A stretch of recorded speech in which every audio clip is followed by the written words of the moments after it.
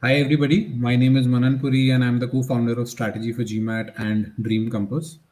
So both Strategy for GMAT and Dream Compass are admissions consulting brands. One is focused on studying in India and the other one is focused on study abroad respectively.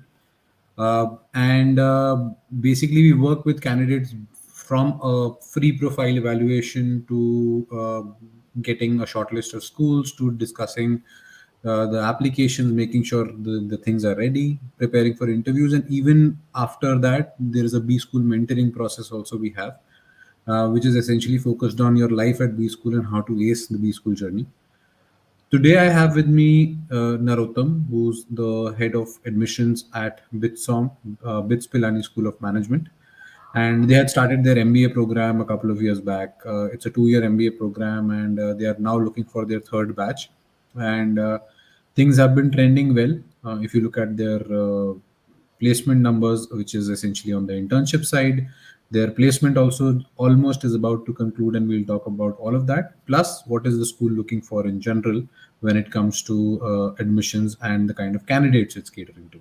So, thank you, Narottam, for joining us. And for a start, could you please give us a very quick introduction? Thank you, Manan, and good evening, everyone. Uh, I myself Narottam Kishore, and I'm head of admissions at BITSoM. I joined BITSoM almost 2 years back when the school was launched. Before BITSoM, I was working with ISB. At ISB, I worked in different departments. I worked in program. I worked in launching of new programs. I worked in admissions. So at ISB, I spent close to 8 to 9 years. And before that, I'd worked in industry in a manufacturing company and logistics company. I did my MBA also from ISB. I graduated from ISB in the year 2008-9. And before I did my MBA from ISB, I was in a consulting industry. So I was typically in a Bain & Company back office, which is there in Gurgaon, Bain Capability Network. I worked there for 3 to 4 years. And before that, I graduated from Sri Ram College of Commerce, Delhi University. So that's my brief introduction. I'm happy to be here, and I look forward to connecting with you all. Thank you, Narottam. So, if you were to quickly summarize for us, the journey over the past couple of years from building the school to establishing it now, what kind of highs and lows that have been there, anything that would be of interest to a potential applicant? Well, it has been an exciting journey last 2 years. When we joined, our school got launched in January 2021, and we had our first cohort join in July 2021. Now, it was a exciting time in the sense that it was a COVID period, it was a pandemic, lockdown. But despite that, we invited all our students in Mumbai. We made them stay in a hotel, and from there they were attending classes. So first 2 3 months, it was a kind of bubble environment we created, and based that they started their program.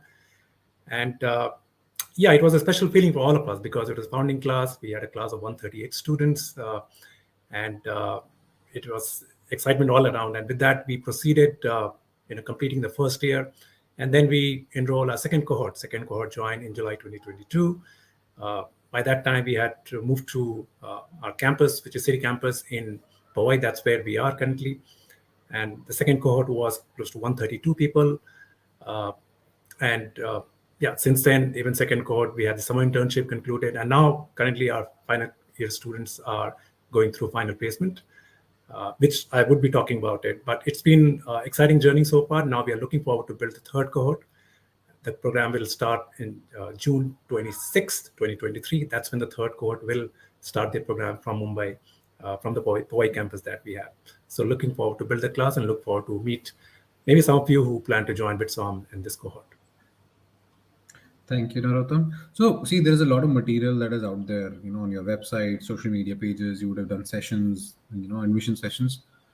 Are there things that you would want the students to know which are not there, like more like a sneak peek into the life at BITSoM and those kind of things? Yeah, there are several things which are not there on the website, and if I have to pick, maybe I can pick three things. One is when students join BITSoM, they're typically confused. They are, they have this ambiguity in their mind. They're not sure how to spend those, 2 years at BITSoM. But I can tell you, once they join, within 6 months, I've seen them growing in confidence. Now, there are several factors why we see that students grow in confidence in the first 6 months. So we have this program called Personal Development Plan program, where each one of our students have a one-on-one session with our faculty, and the faculty take psychometric assessment tests. The faculty understand the self-assessment also of that candidate, and basis that, the faculty that we have, she gives feedback in terms of how they should spend first year or second year on campus, and that itself bring a lot of change in our students' confidence. That is one. And secondly, then once students join in the first year, after 3-4 months, they go through the summer placement season. And given what we have seen in the last 2 years, the kind of summer placement results that they have seen, that further adds to their confidence. So that's something I've seen in last 2 cohort. People joining in July, and after, when I see them in the month of December, I see a lot of difference between what they were in July and what they were in December 2021. So that's something I've seen, that transformation within 6 months of joining BITSoM program. So that's something you will experience once you become part of BITSoM MBA program. So that's one. The second thing that I wanted to highlight is our admission process is very much personal. Now, when I say our admission process is so personal, it means that our admissions staff members are always there to help you, support you in case you have any questions. So a lot of people have this feeling that, oh, my profile is not perfect. Am I eligible to apply to BITSoM? And that's something, kind of inhibits them to put their best foot forward. And what I've seen is that people who don't reach out, people who don't take help, maybe from you, Manan itself, or from our admissions team member, they make a lot of difference in how they submit their application. So something that I wanted to highlight to each one of you, if trying to apply to BITSoM or any MBA program across the world, do reach out to people who are expert in this field. They can give you a lot of suggestions, they can give you a lot of guidance, and they can help you submit a strong application. And we take pride in the fact that our admissions team are very approachable, they are very personal. If you plan to reach out, they will be there to help you, support you in terms of how you can submit a strong application. That's the second thing I wanted to highlight. And the third thing I wanted to highlight is a small cohort that we have. Now, the third cohort that we're trying to build is 150 students. Now, because it is a small cohort, you see a lot of familiarity, a lot of connections that these small cohort kind of build among themselves. So the kind of network that they build, the kind of relation that they build, the kind of connection that they build, that that lasts lifetime. And that I've seen the first year, that I've seen the second year. And being the fact that this is a small cohort, each one of you, it's a residential program, so each one of will get a single room. Each one of them will be given boarding and lodging, everything in the accommodation that we provide on our campus in Mumbai. In addition to that, you also build one-on-one connect with our faculty. You also build one-on-one connect with our placement team members, placement officials.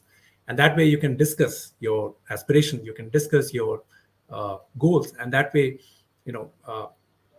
the advantage of having this small cohort that we can give a lot of individualized attention to each one of our students, and that can bring a lot of difference of how they take the journey of those 2 years. So yeah, these three things I would highlight, that these are like one of the several aspects of the program that people like a lot, which is one is the PDP program, the personal development program that we have, which enables students grow a lot of confidence within 6 months of the program. Second, our personalized admission process, where we try to help our students submit a strong application.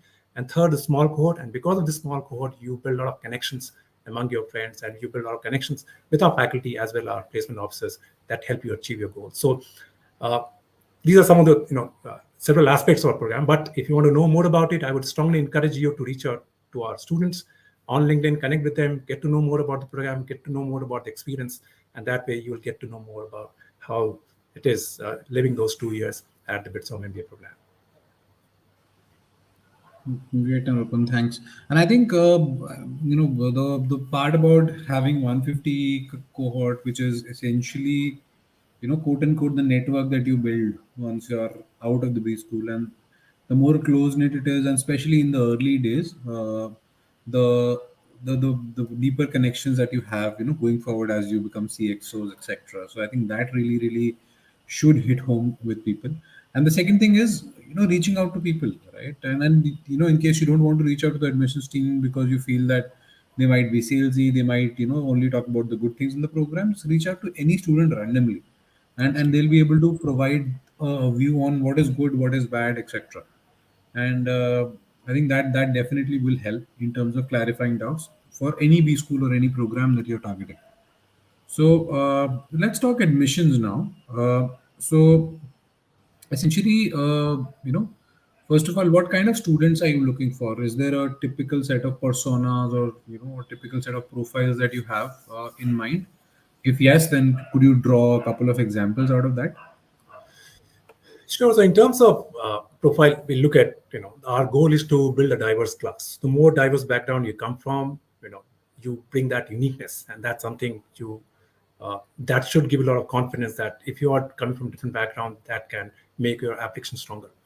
But if you have to dissect again three key points, what is it? Those three key things that we are looking in our program, looking in our students. The first is that academic capability or academic ability. Now, why we emphasize on academic ability? Because the BITSoM curriculum is rigorous. It is not easy. It is going to be difficult. We have this block teaching method. Now, because of this, a lot of people are not able to cope up with the curriculum that we have. And that's what we are looking at, that whether any students who plan to join BITSoM MBA program, that whether that student will be able to cope with the academic rigor that we have. Now, how you can give a signal whether you can meet the academic rigor of the program. So one is, of course, your academic record. What kind of grades or percentages you have got in class 10th, class 12th, or even undergrad, or even test aptitude score. Because these are metrics that give us some kind of confidence that if the person has done well in class 10th, 12th, or even undergrad, or even aptitude test scores, that gives us confidence that the person will be able to meet the academic rigor of the program. Now, even if you're not done well in these things, maybe if you have taken some course, there are several online courses available. Have you taken some course while you're attending undergrad program? Have you taken such things? The idea is to give us some signal whether you can meet the rigor of this program. So that's something we are looking at in our candidates. That's something number one. The second thing that we are looking in our candidate is leadership impact or leadership exposure that they've got. Now, while you were at school, you were at college, or you were at work, did you participate in any activities which created an impact in your neighborhood, or did you participate in an activity which created an impact in your surroundings? Talk about that. We want to hear from you what leadership traits, what leadership exposure you've got, because we want to get a sense that whether a person has taken initiative in whichever part of the activity they have been part of. Now, it can be in the school days, it can be your undergrad days, it can be your college, it can be your work, professional environment. We want to hear from you what impact you have created. Have you made any difference? If you have, talk about that, because we love to hear from people who have taken some initiative, who have made some difference, who have made some impact. So talk about that aspect in your application. And the third thing that we are looking is uniqueness. What diverse background you come from. Now, why I'm emphasizing about uniqueness? Because the peer learning is an important component of MBA learning. Now, why I'm saying peer learning is an important component? Because MBA is the only program where you study with people from different backgrounds. So if you're coming from engineering background, you would be paired with, or you would be part of a study group in which people will be from, let's say, commerce background, people will be from healthcare background, people will be from, several other backgrounds. Now, the idea of having the study group is that you have to contribute to the peer learning. Now, you can contribute to that peer learning only when you come from different background from that your batchmates. So what uniqueness you're bringing, what uniqueness in terms of experience, in terms of your background, because MBA is not only about sitting in the classroom and listening to process lecture, but MBA is also about study group, where 4 or 5 of you come together, study in a group, and then share your experiences, and that adds up to your learning. So that is something peer learning that I'm emphasizing about, that you can contribute only when you come from uniqueness, have some uniqueness about your profile, coming from different background. So talk about that aspect, something which is unique, something which is different from other candidates. Talk about that. That will add up to the peer learning, and that will give us confidence that yes, this person can add to the diverse cohort that we are trying to build.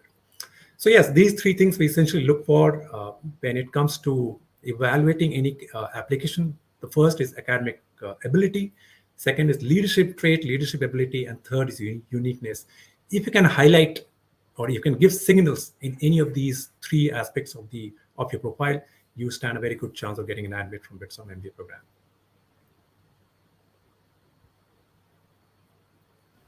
Thanks, Narottam. I think the importance of study group is the most, I think, in the entire thing. And how will you contribute to peer learning? That's effectively essay topic one as well, where you can essentially talk about through your experiences, how will you contribute? And more importantly, do that research about the school and talk about the certain initiatives that you can take, at the school after talking to current students or somebody who's already getting in. So that will definitely help. And as you know, on the same line, if you're talking about academic rigor, etc., there's a question here: what are the usual GMAT, GRE, CAT scores that you're looking at? I know you can obviously share the averages, but any numbers that you can share around these tests? Okay, so in terms of GMAT, see our range. I mean, if you look at our founding class, the founding class median was 680. Now this is median. This is not cutoff. Or even our second cohort that joined in July 2022, their median was 700. But we have students range from 600 to 740, 750, 760, and so on. So what you should consider is the range. What is the range of the GMAT score in our class? The range is from 600 to 760. Now, if you have, but the median is, as I said, 700. So even if you are less than median, which is 700, what we look at your profile. I mean, what different aspects of the application that you bring. So that's GMAT range. Similarly, GRE, again, there's a range. But the median is 320, the founding class. So the second cohort that we had, the median was 320. For the founding class, the median was 316. But that's just the median. Again, we have this range. Ranges for GRE is close to from 300 to 330, 332, so on. So that's the range. So I'm trying to emphasize about the range. Don't go with the median score that we have. Of course, if you have higher than the median, then of course you have a very good chance of getting an interview shortlist at least. But even if you're not, if you're below than the median, what we look at the other aspects of your application. We look at your extracurriculars. We look at your academics in your class 12, your undergrad. We look at your leadership experiences. We look at your work experience if you have. Look at your essays. All those aspects we look at, because we try to look at the entire aspects of your application. Of course, score is one of the important aspects of the application, but you can compensate that by doing other aspects. So you can work on extracurriculars. You can work on taking additional courses. All those things can contribute in submitting our strong application. So, but yeah, I mean, test score is one of the important component, but not the only component when we evaluate the application. We look at different aspects, and I'm sure when you are doing research, you would see what are the different aspects of the application. So put your best foot forward in each of the different aspects of the application, and then and do reach out to MBA consultants. You can reach out to us also. We can give you some guidance, and through that you can submit a strong application. Right. Thanks, Narottam. And in terms of the the process itself, now is it rolling? Let's say the deadline right now, I think, is 26th of March. So is there an advantage in submitting the application now and then getting the result beforehand, or would you take it only after the deadline? That's part one. And then second is, who would take the interviews and what would be the focus there? So our admission process is rolling, which means that if you submit earlier, your chances of getting a decision is also early. So if you submit, let's say by tomorrow or day after, you can expect within 6 to 8 weeks, you can expect a result from our side. So that's something we look at as and when we get application. We start processing those applications. We start evaluating them, and if you make the cut, then you get the interview shortlist, and after that interview shortlist, then decision is made by the admission committee. So yes, it is a rolling admission process. The sooner you admit, the sooner your chance of getting the results from our side. Now, once you submit the application, what happens? I just want to emphasize what happens in the background once you submit the application. So there are two different reviews that happens once you submit the application. So the first review is done by our admissions team members, admission staff members. They will go through the applications. They will go through different aspects of the application, and basis that they will decide whether to shortlist the application for the interview. Now, once you get an intimation that your interview is shortlisted for the interview, then your application again goes to the interview panelist. Now, who are there in the interview panelist? So in the interview panelist, you typically have a BITSoM senior management people. They are typically head of the departments or faculty. And you also have a BITS Pilani alumni. So these like senior industry people from BITS Pilani alumni community. So it's a 2-member panel, and both of them again go through your application. They read your application, they go through different aspects, whatever you have mentioned, they read your essays, and that forms the basis of what they ask in the interview. So essentially, you have this power to drive the interview because the interview questions come typically from what you have mentioned in the applications. So make sure that if you're preparing for them, I would strongly encourage you to prepare for the interview and go through each aspect of the application, because the panelists who are there opposite you, the BITSoM staff members, the senior people, and the BITS Pilani alumni, they will go through your application once again, and basis that they interview you, and basis that they ask questions, and after that they give the assessment. And after that assessment, the assessment goes to the committee, and committee, they again look at your application, they look at different aspects of your application, they look at the interview assessment feedback form also, and after that they decide whether to give admission offer or not. So that's how the entire process works. Right from the time you submit the application till the time you get the admission offer, there are 2 times that different people go through the application form, and basis that they evaluate, and then that forms the basis of the interviews, and after interviews the feedback is shared with the committee, and then committee takes a call of giving the admission offer. Great, thank you so much. And in case somebody, let's say, does well in the application part, does not do well in the interview, would they can they still make the cut? Like, in the sense that is a composite score that is looked at, or once the interview call is done, then the application doesn't matter? No, it's a composite score that is looked at. So interview certain weightages, each component of application certain weightages. So even if you have done exceptionally well in your application, but if you have done poorly in the interview, you still have a good chance of making the cut or getting the admission offer, because interview has certain weightages. It's not that once you make the cut for the interview, we don't look at your application, we don't consider your weightages of your application. We do consider that, and that might compensate, even if you've done poorly. So, and vice versa, if you have done poorly in the application, if you have done exceptionally well in the interview, that again give a good chance of getting an admission offer. So it's a composite score. We give different weightages to different aspects of the application, and basis that overall weighted score is calculated. And if you make the cut of the overall weighted score, then you get the admission offer. And if you're below the cut, then you are either in the wait list or in not accepted category. Okay, great. And let's talk about scholarships. So, one, on what basis do you provide scholarships? And the second is, what is that range? Sure. So we have 3 kinds of scholarship. One is merit scholarship, second is women's scholarship, and third is merit cum need scholarships. So let me talk about the first, which is merit scholarship. Now, merit scholarship is, as the name suggests, it is given based on your merit. Now, for merit scholarship, everybody is eligible. You don't have to specifically mention that you are needing scholarship. You submit your application, and your application will be processed, and admission offer, let's say, it's being made. If you're on top of the merit list, so once the entire admission offer is made, if you're on top of the merit list, you have a very good chance of getting the merit scholarship. The range of the merit scholarship goes from 40% to 100%. So that's how the merit scholarship is given. You don't have to apply. Again, I want to emphasize that you don't have to apply. Everybody by default become eligible for merit scholarship. If you're top of the merit list, then you get the merit scholarship. That's one. Secondly, we have women's scholarship. Now, we have women's scholarship to promote diversity of the class, to promote gender ratio in the class. So we encourage women candidates to apply, and then we give women's scholarship also. Now, again, the criteria is, if you're a women candidate, you don't have to apply for scholarship. You're eligible, you automatically become eligible to get women's scholarship. Now, again, the factor is we go by merit. Once you submit the application, and we process your application, you go through the interview round, if you get the admission offer, again, there's a merit list of the women candidates are made. If you are top of the merit list in the women category, then again, you have a very good chance of getting women's scholarship. Now, the range of getting women's scholarship, it is ranging from 40% to 80%. That's how women's scholarship is given.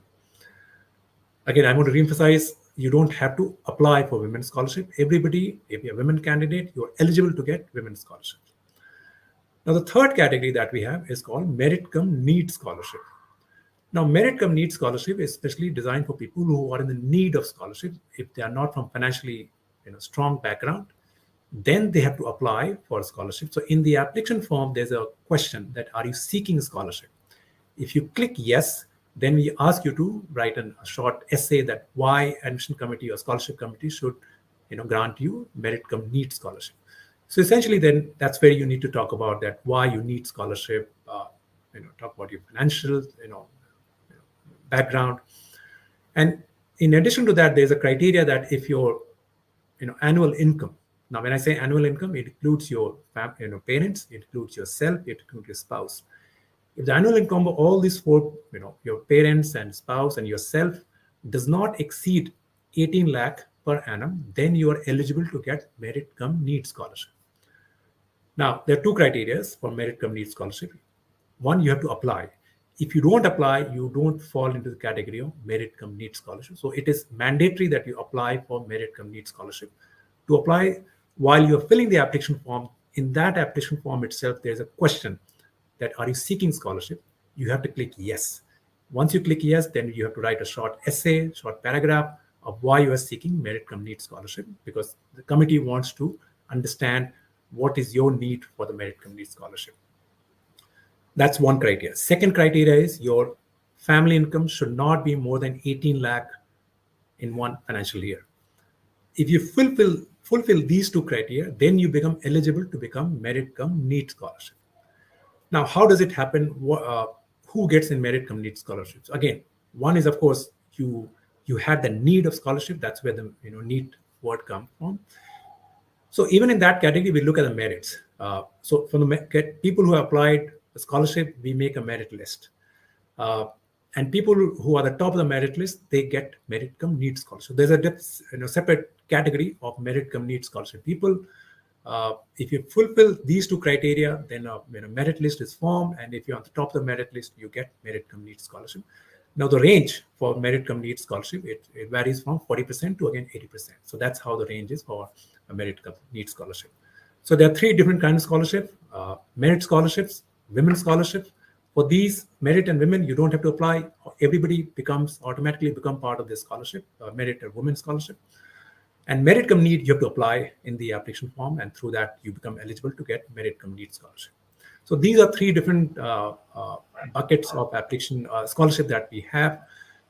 Even if you don't get scholarship in any of these three buckets, we do provide financial assistance because we have connected with our banks. A lot of people take loans from SBI or ICICI or HDFC. We have connected with these banks, and they can provide loans at very attractive rate of interest. So that also you can reach out to us. We can connect you with these banks, and they can provide loan just the basis of your admission to BITSoM MBA program. What I've seen so far, that none of the students has been disqualified from getting bank loans, education loans. So everybody gets the education loan. Even if you don't get the scholarship, you can reach out to the banks that we have tied up with, and they can provide you loan by submitting this just a few documents and the admission offer that you get from BITSoM. Right. Thanks, Narottam. So basically, in general, the range is between 40% to 100% 100%. and 80%. No full tuition waivers, but as it is, you can manage loans. Also, are there any scholarship / prizes that are there if you perform well during the program itself? Yes. So the scholarship is given for the first year, and once you move to the second year, then of course the merit takes. So at the end of your first year, how you perform basis your merit, then your scholarship is revised, and basis that if you continue to be the top of the merit list, you get the percentage of scholarship in the second year. But if you don't perform strongly in the merit category, then somebody who has done well in the first year, probably that person has a chance of getting scholarship in the second year. So it changes after your first year performance in academics. It changes basically the performance in the first year, and people who have not got scholarship in the first year, they may get scholarship in the second year if they have done well in the first year performance. Right. Sounds good. And when it comes to the experience range of candidates that you're looking for, who is the target audience? Is the audience that is going to IIM 2-year programs? Is it something that is going to ISB, or for that matter, the IIM 1-year programs as well, 5+ years of experience? So what is the range are we looking at? So I can give you an example. Like in a founding class, we have students coming from no work experience to 8 years of work experience. So that's the range from the founding class. In the second cohort that we have students from zero, no work experience to 5 years of experience. So typically, if I have to say, I mean, there's no limit. I mean, people with 8 years of work experience can apply, they can get the admission offer. People with no work experience, they can also apply, they can get the work experience. But if you have to talk about range, I would say 0 to 6 years of experience, I would say are suitable to get into this program, and they get the maximum out of it. But it doesn't mean that if you're above 6 years of experience, you're not eligible to apply to this MBA program. You are still eligible to apply. And if there are senior people in our cohort, and if you find the value in terms of your career aspiration that you have, we can connect you with our placement officers. And if your career aspiration meet with the BITSoM curriculum or what kind of placements that we offer, then also you can apply and enroll into the program. So there's no range, but if I have to pick a number, I would say 0 to 6 year work experience. That's something you have a good chance of getting an admit offer if you are between 0 to 6 years of work experience. Cool. Thank you. So in terms of process now, a couple of questions that have come in. So one, could you highlight the chances of conversion for waitlisted candidates? One, in terms of process, and second is, can they do, share something in the meantime, let's say updates on the profile that a lot of, international B schools have to bolster their chances? Well, the chances, I mean, they are waitlist A, because what if you have got the offer of it, or even the waitlist, we have categorized waitlisted candidate into two pools, which is waitlist A and waitlist B. If you're on the waitlist A, you have a good chance of getting an offer or converting into an admit offer. And the waitlist B comes after waitlist A pool is exhausted, and that's when waitlist B comes into that picture. Now, all I can say, there's a good chance of converting into an admit offer, but that clarity will come only by end of April. Around that time, you'll get that clarity of what are your chances of converting into from waitlist to the admit offer. That was your question. I think. What was the second question, Manu? The second part was, can they share some updates to their profile in the meantime? Absolutely. If you have made some progress in your applications since the time you submitted the application, if you believe you have added some credentials to your profile, do share that. You can send an email at our admissions@bitsom.edu.in. Talk about what additional credentials you have got. Have you got taken some leadership exposure? You have taken some roles. Talk about that. We will add that to your application profile. And once your profile is discussed by the committee, then we can showcase those additional things that we have put in since the time you submitted an application. Do mention that can strengthen your chance of getting an offer. All right, that's good to know. And another question around CAT, I think we didn't cover that. What is the CAT range? And somebody's asking a cutoff, which is not there, but yeah. So CAT range, again, the median was for the founding class, it was 94. For the second cohort is 93. Now, again, that is median, which doesn't mean that it's a cutoff. We don't have a cutoff, but if I have to talk about range, in our founding class, we have students from 77 till 99, and in our second cohort, we have students from 80 till 99 or 98. So that's the range. Now there are outliers. The people are there in 77, 80, but you will not find too many people in 77, 80 and all that. And but a lot of people revolve around 90s, and that's what the median that you see is 93 or 94.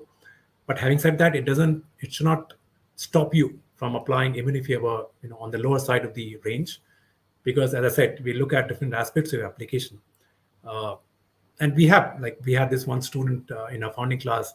She had 78 in her CAT percentile, but she had some stellar work experience, because her work experience was that she had worked towards the COVID vaccine, because the pandemic time was working on, and she was working at AstraZeneca for that client, and she had some stellar experience for the COVID vaccine, and she talked about that in her essays, and that really stood out from her application. So anything that you feel can stand out from your application, talk about that experience. That can strengthen a chance of getting an admit offer. So it should not dishearten you if you have a lower CAT percentile, but I would encourage you to talk about something which you feel will help you stand out from the other candidate and make a strong case for getting an admit offer. So do mention that you still have a good chance of getting an offer. Right. Will there be a round 4? We will evaluate whether we'll have round 4. Our round 3 deadline is 26th of March 2023. And as I said, we have rolling admission process, and as and when we keep getting admission offer, as and when we keep getting application, we evaluate this application. So the later you apply, the less seats are left. So the call of going for round 4, we'll take a call around 26th of March. That's when we take a call. But as of now, we are having this round 3, and the deadline is 26th of March 2023. Yeah, and then trust me, Sumit, there's enough time to do the application. In case you need help, you can always reach out. So let's talk placements now. We've covered internships in the past, and placements you mentioned. I think majority of the batch, or more than majority of the batch, is placed. So could you share some highlights around that? Any numbers, the kind of companies that have come in, and all that ahead of the placement report? That definitely will be something we'll watch out for.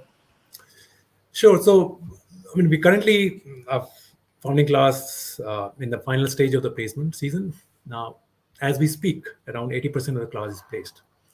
Now, the reason we want 100% of the class to be placed, that's when the placement report will be out. But as of now, 80% of the class is placed, and we are kind of very happy with the kind of the placement that has gone so far. Our average CTC is at present is 24. With the highest CTC going up to 50, close to around that number. We have, companies like McKinsey, BCG, Bain, they all participated in our, final placements. Even companies from consumer goods, companies technology, even from finance. So we have, various mix of companies coming from different industry. They participated in our final placements. It's just that you have to wait a little longer, maybe 2 weeks, when the final placement report will be out. That's when you'll get the more details about what kind of breakups between placement between jobs between different sectors or different companies. You'll get to know more about that once the report is out. But as of now, as I said, 83% of class is placed. We are looking to have 100% placement, and once we have this 100%, you will get to know the details about the placement that we've gone through. Now, considering this is our first year, we are very much proud of the fact that we have done very well, given the fact that it is our first year, and we plan to continue on this record. As we move to the next cohort, the second cohort that joined, they will go through the final placement next year. My sense is they'll have a delta in the second year for the final placements. And then when you guys join, again, there's some delta. So that will continue. We have the strong placement team, and they are working for each and every student. So that way you can be assured of great career outcome once you graduate from for the MBA program. But as of now, the things are looking good. You will get to know more about it once we achieve 100% placements. Thanks, Narottam. And you mentioned the MBB cohort that is there. And did they offer the same salary which they would do at, let's say, IIMs or ISB? Yes, they're offering the same salary. They're offering the same kind of role. It's absolutely the same, whether it is McKinsey, BCG, Bain, everybody's in the same kind of profile, same role, same salary package. Okay, good to know. Good to know that. All right, and moving on in terms of placements again. This is some question. Are we looking at any international placements as well? People going abroad and all that. Okay, so international placements. Now, typically, what I would say for the international placements. So, see, if you're looking for a job outside India, then it makes sense to do your MBA from outside India. And that's some incentive. A lot of people who plan to do an MBA outside India, their incentive to get a job outside India. So that's what I've seen in Indian MBA market, Indian MBA community. So if you want to work in India, then it makes sense for you to do your MBA in India, because then the chance of getting job in India is high. Now, having said that, you will be placed in ecosystem. So even at a BITSoM, you will be part of or you will get placed in MNCs. So through that MNC, you do get a chance to shift to international locations and all that. But having this sure shot of, if you want the international job, international placements, then I would encourage you to apply to international MBA program, because that's give you a sure shot idea of getting placed in international companies or outside India locations and all that. But typically, if you're applying in India, there's a high chance of getting a job in India. very minimal chance of getting a job outside India. But I've seen various people, they studied India, they join MNC, and through MNC they move to different locations outside India. So that's how the typical path is to go outside India. So that's typically the trend is.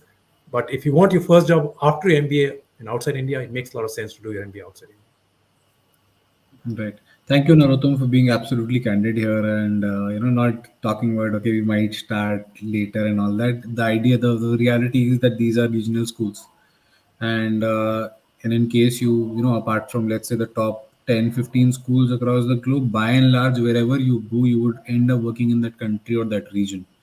Yeah. So the expectations are clear in most cases, or almost all cases. Your placement will be in India, and a lot of our batchmates from ISB also have moved out within the first year or second year as well.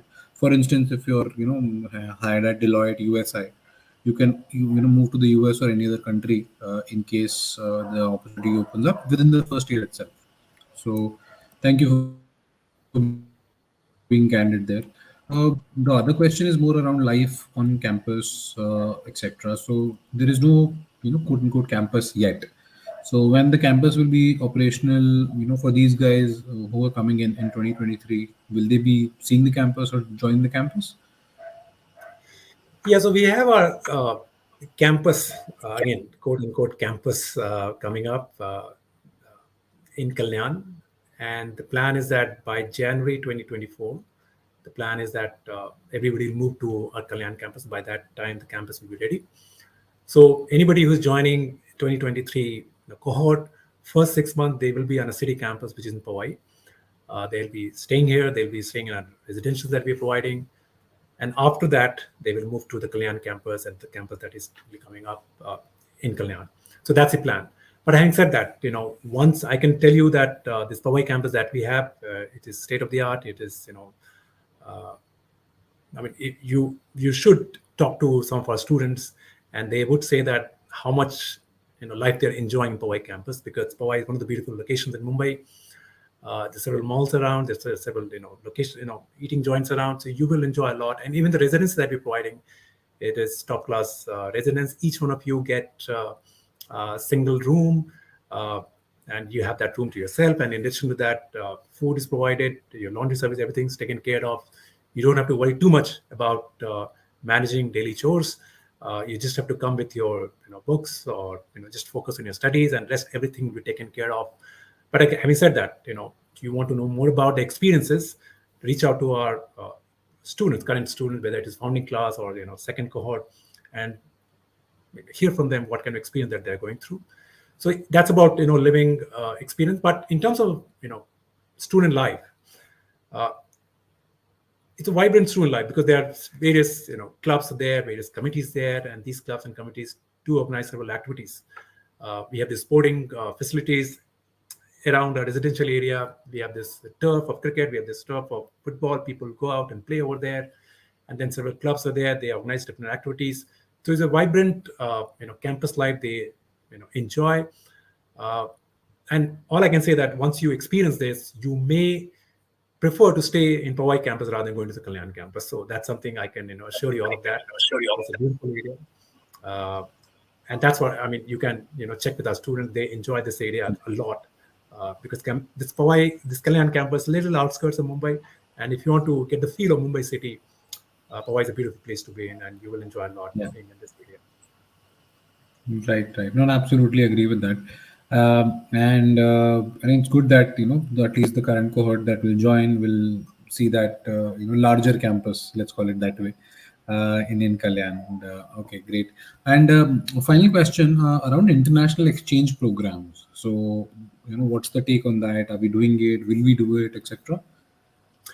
Yes, we will definitely do international exchange programs. So we have made an roadway into this, and our second cohort, one of the students is going to Germany, and that person will be spending 3 months in Germany. So spending some one term over there and getting the credits over there. And as and when we are talking, we are adding few more schools into our exchange partners, and it is very much on the card that we will be allowing students to go to exchange program. We are in talks with few colleges in US, in Europe, in Southeast Asia, even Australia. And once things get finalized, you will get to know more about that. But as of now, the progress that we have made, we have the student going to Germany in the second year. And then, of course, we have this international immersion program also with London Business School. So everybody become eligible to go to London Business School for the 2 weeks immersion program that we have. In the second year, you get a chance to go to LBS immersion program. So you study at LBS, you study by LBS faculty, you live in London City for those 2 weeks, you do one project, you participate in different industry talk, all those things are part of those immersion program. But yes, we are working in exchange, and as of now, we have partnership with one school, but we plan to grow that and make it to 4 to 5 by the time 2023 cohort join. And when they come to second year, I'm sure that they will have more options to pick once they plan to go to exchange program in the second year.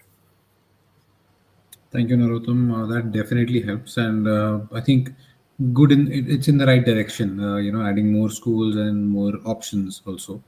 So, any parting thoughts that you would have for the community who's watching this? Yeah, all I can say, see, I've been interacting with students of the last 2 years. There's some kind of imposter syndrome that I've seen in students. They feel that they are not perfect. If they are not perfect, then probably they don't stand a good chance of getting an admit offer from top-based school or from BITSoM and all that. And that kind of acts as an inhibitions among them to apply to the aspiration schools. Now, for such candidate, I can tell you, there's no perfect application. Everybody has certain weaknesses. Everybody has some kind of drawbacks. So there's no one candidate which is perfect in every aspect. Now, given the situation that you're in, what you can do, you can reach out to consultants. Like if you can reach out to Manan and seek his help. You can reach out to us also. Our admission staff members will be there to help you, guide you, and support you in figuring out how you can submit a strong applications. And that's a skill that you need. A lot of people don't have that, and that's something I would encourage people to seek help, ask, reach out. Because only when you ask and reach out and seek help, then only something which not visible. Basically, a lot of people tend to see their drawbacks, tend to see their limitations. They don't see their strengths. And that's when you reach out, when you ask for help, the other person help you find out those strengths, and then you can submit those application basis those strengths. Because when we look at application, we try to find out what are the strengths in each candidate's application, and we focus on these strengths. We don't focus on the weaknesses. We don't focus on limitations. And that's something, the trick that you want to work on. Identify your strengths, and even if you have 2-3 strengths, I can tell you have a very good chance of getting an admit offer. Yeah. And that's what I would encourage each one of you, because that's what I've seen last 2 years. People they are not so confident, and that kind of inhibits them. But when they join, when I interact with them through interviews, we get to see certain aspects of the application which they themselves don't realize that. And eventually they get the admission offer. When they come here again, they are not so confident. But within 6 months, I've seen those confidence growing up rapidly. So that's something I would encourage each one of you. If you're planning to do your MBA, seek help, reach out, ask for help with people like Manan. You can reach out to us also. Our admission staff members can help you, guide you, and help you submit a strong application. And all I can say that when I did my MBA, I went through that same imposter syndrome. I thought, let me complete my 5 years of work experience, then my profile will be perfect. And then I waited for my 5 years of work experience to be completed. Then I applied for ISB. But there were several people with 2 years of experience, 3 years of experience. They sought help for other people, and they said that they submitted a strong application, and they got admit offer, just after 2 or 3 years of work experience. So that's something, the mistake that I made. I would encourage you, don't wait. If you think you are ready for an MBA, probably you're right. You are ready for an MBA. Just seek help, ask for, some kind of assistance, and based on that, submit a strong application. And I can tell you that you do have a good chance of getting an admit offer. Great, thanks, Narottam. And I totally echo these sentiments. Do not self-reject yourself. For any B school, the application or the admissions process is there to accept you and not reject you. And and then as humans, we tend to undervalue our achievements, in some cases overvalue as well. So it's an important thing to have another person's perspective on your chances. Plus, while you're working on the application, now be it an admissions consultant, be it an alum, be it somebody senior from your college or your workplace, important to get another perspective, and that's the main thing that should be there. Do not do this alone, because it's a reflective process. It might mean that you think that certain things are just bad and they're not great in your profile, but they might be the game changers. And just look at it from somebody else's eyes or somebody else's lens, and do not self reject. So that's all I'll leave you with. Thank you so much for taking out time, Narottam, and spending almost post holiday with us after Holi, and we look forward to engaging with you, and more inputs from BITSoM going forward. And in case for the applicants, in case you need help with the application process or anything else that you would require for an evaluation, do feel free to reach out to us, and subscribe to our YouTube channel, and for more updates and such sessions in the future. Thank you so much, and have a good rest of the evening. Thank you. Thank you, Manan. Thank you very much. And thank you, everyone, for joining this session. It was great interacting with you. And I look forward to connecting with you on campus in BITSoM, should you decide to join this program. Thank you very much. Thank you. Thank you.